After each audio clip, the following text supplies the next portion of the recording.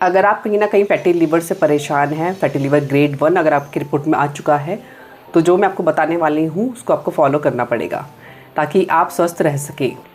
Fatty liver का मतलब होता है आयुर्वेद के हिसाब से जब हमारी धमनियों में या हमारे ऑर्गन्स पे आम जाके जमा हो जाता है, यानी वो खाना जो ढंग से पचा नहीं है उसको हम आम अन्न कहते हैं, आम विष भी कहा जाता है इसको।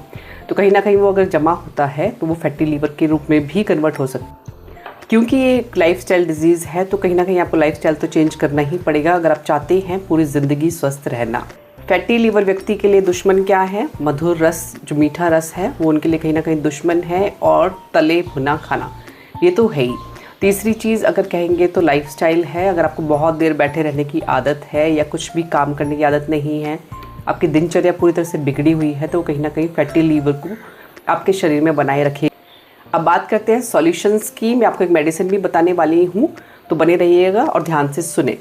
आपको करना क्या है? गर्म पानी पीना है, ठंडे पानी का त्याग कर दीजिए। फ्रिज का पानी तो बिल्कुल भी हाथ मत लगाइए। दूसरी चीज़, एक्सरसाइज को अपनी लाइफ में लाना ही लाना है। खाना खाने के बाद आपको वॉक करनी ही करनी है।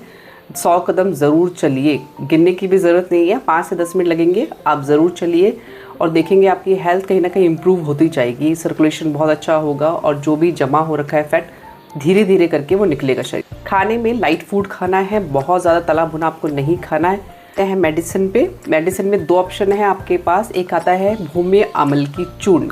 इसको आप कैसे लेंगे? 1-1 चम्मच सुबह शाम, छोटी चम्मच यानी 3 से 4 ग्राम की चम्मच होगी, उसको आप लेंगे सुबह शाम खाना खाने के बाद में पानी के साथ। दूसरी चीज़ है पुनर्नवा।